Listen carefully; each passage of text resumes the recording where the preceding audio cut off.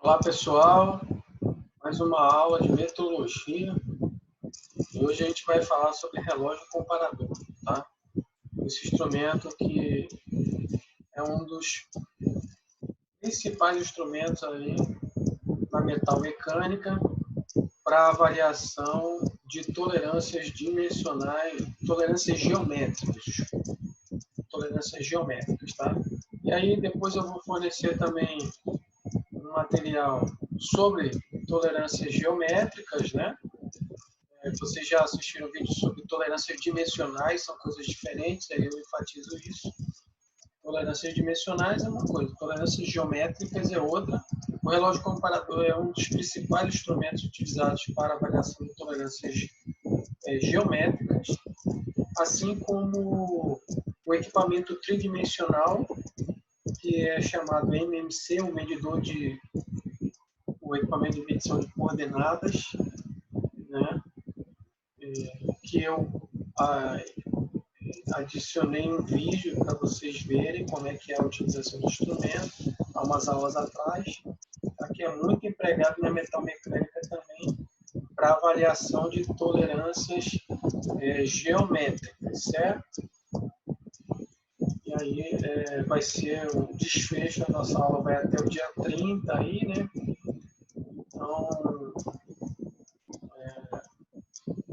são os últimos conteúdos que vai ser possível a gente ver, teria conteúdo ainda para estudar mais tempo, mas nosso tempo acabou e considero que o principal o conteúdo foi ministrado para vocês, tá?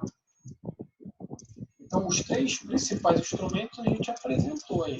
Existe uma gama muito grande de instrumentos, tá? Mas os mais utilizados são esses três instrumentos aí. Então, a formação do engenheiro, eu reforço isso, não é na operacionalização em si da medição, mas do planejamento, do controle de qualidade, da estratégia do controle de qualidade e nos aspectos técnicos que envolvem a medição. Dentro disso, foi o foco do nosso conteúdo, certo? Então vamos lá para a nossa aula aí de relógio comparador. Também vou colocar um vídeo prático para vocês verem, né, sobre relógio comparador, e vocês vão ter o relógio, a manuseio, e essas medições que a gente vai apresentar aqui também através de figuras. Né? Vou disponibilizar esse material, que é muito bom, muito completo. Tá? Então, deem uma lida, né? O objetivo aqui não é ler, mas apresentar os principais pontos. Então, o primeiro ponto é o objetivo da medição que utiliza o relógio comparador. Tem vários tipos de relógio comparador, mas o próprio nome dele já está dizendo. Então, comparador, ele faz uma comparação, ele faz uma medição indireta por comparação e avaliar a diferença entre uma medida padrão e a medida que tem a peça que você está medindo. E ele faz isso através de um relógio. Então, por isso o relógio comparador, que tem um ponteiro, tem similaridade com o relógio, apesar de existir versão digital. Mas nesse caso desse instrumento, o relógio analógico ainda é o mais utilizado, apesar de já existir o digital, diferente do paquímetro e do micrômetro que a gente apresentou, que realmente, nesse caso, os instrumentos digitais são mais utilizados atualmente. Mas o relógio comparador ainda permanece, tá? Com a utilização desse instrumento analógico aí, por vários aspectos. Certo? Então já entendemos aí como é que ele faz a medição, é uma medição indireta por comparação, a gente vai entender melhor também. Pegando esses conceitos aí que a gente vai mostrar, vai ter exercício, a gente vai fazer, ok? Então aqui um texto que apresenta o relógio comparador, e aí a gente vai direto aqui para a imagem, que fala dos vários componentes que nem a gente fez do outros aí, e a gente vai citar os principais aqui. Então, está escrito aí, né, qual são os vários componentes, a gente vai explicar a utilização deles. Aqui, obviamente, é a ponta serve para medir. Então, ela tem um movimento de sobe e desce, nesse caso aqui, ó, que o movimento de sobe e desce dessa ponta de contato, que é onde faz a medição, ele movimenta o ponteiro aqui conforme ele sobe e desce, certo? E aqui tem um fuso, o canhão, que vai para o mecanismo aqui que fica atrás dessa peça aí, que é tipo um relógio, como você está vendo aqui, analógico, certo? E aí tem a área do mostrador, né? O ponteiro principal aqui, que é aquele que se movimenta para fazer a medição. A gente observa que tem um reloginho aqui também menor, um ponteiro melhor. Isso aqui chama contador de voltas, né? Por quê? Porque o instrumento ele dá uma volta e aí para você continuar tendo a medição, ele marca uma volta aqui, tá? Então cada medida dessa a gente vai explicar ainda, não é agora. Vamos explicar as primeiras partes para a gente entender. Certo? Então vocês já entenderam, o ponteiro principal é esse que faz a medição, e aqui conta quantas voltas o ponteiro grande deu, esse pequenininho. Aqui nós temos um parafuso de fixação, que é parecido àquele do paquímetro também, e o micrômetro tem uma trava, né? Que é o quê? Ó, essa face aqui que a gente está vendo, ela é móvel. O que é móvel? Ela gira para um lado e para o outro, para você ter facilidade de zerar o instrumento na posição que ele está. Então, você não precisa... Porque como ele mede por comparação, esse ponteiro tem que estar inicialmente no zero quando você vai iniciar a medição. Então, a medição padrão é zero. Você zera o instrumento. Esse é um tipo de instrumento que você faz essa zeragem dele. Você zera. E para você zerar, você não precisa fazer com que essa ponta se movimente de tal forma que esse ponteiro vá para o zero, não.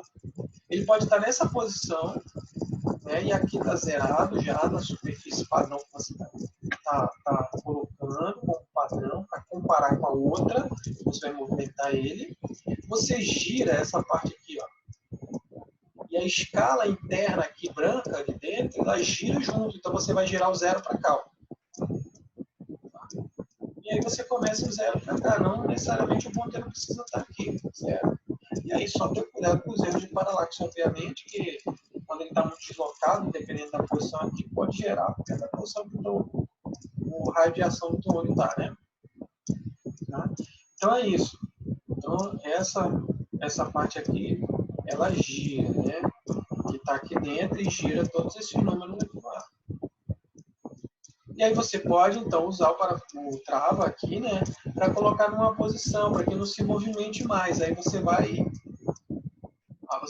por exemplo, você girou o zero para cá, aí você zerou. Você dá uma apertadinha aqui, pronto, não vai se movimentar mais, está zerado. Você começa a fazer sua medição.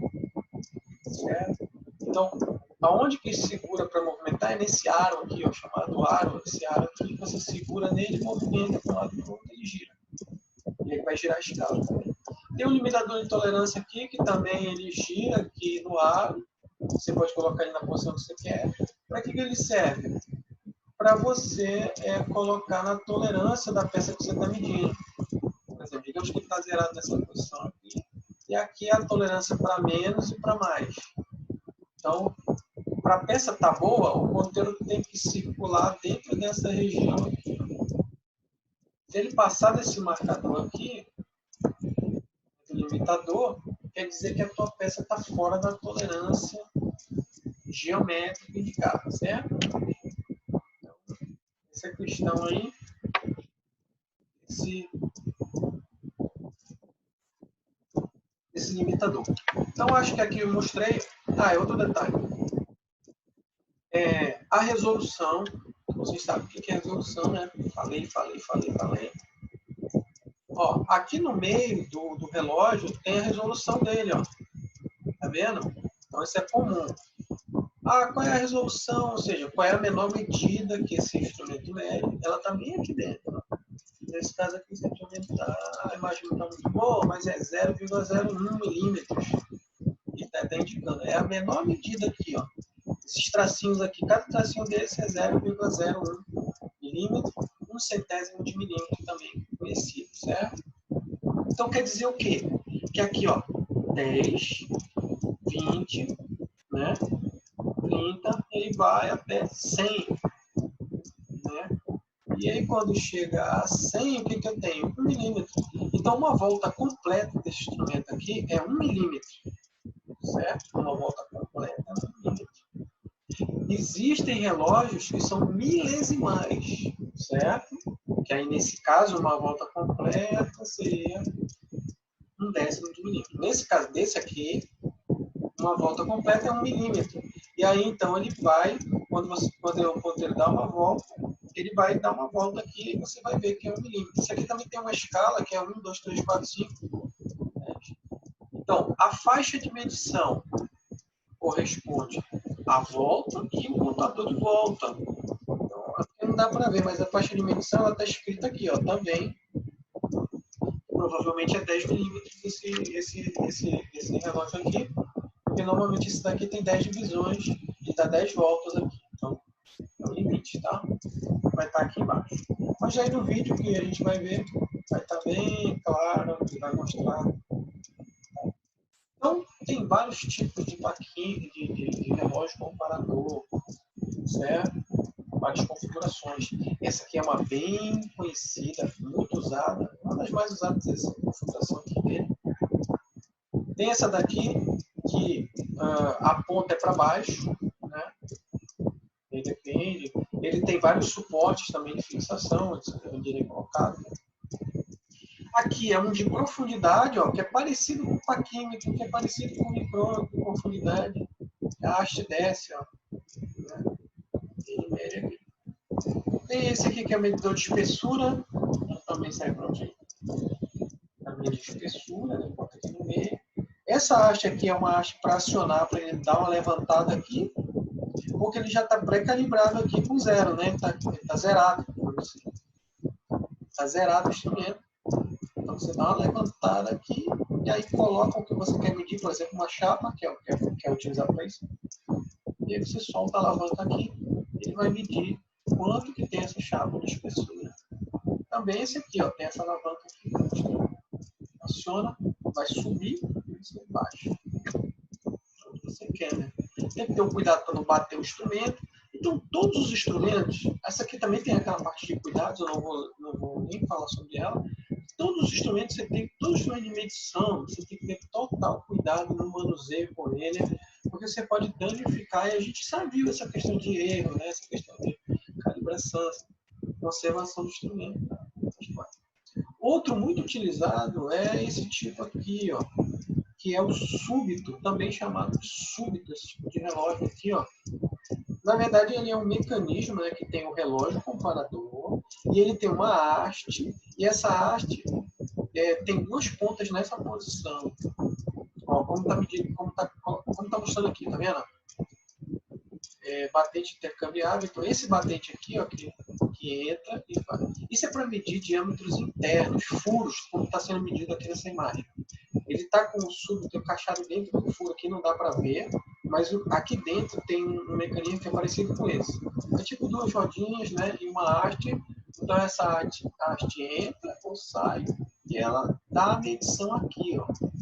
Tá?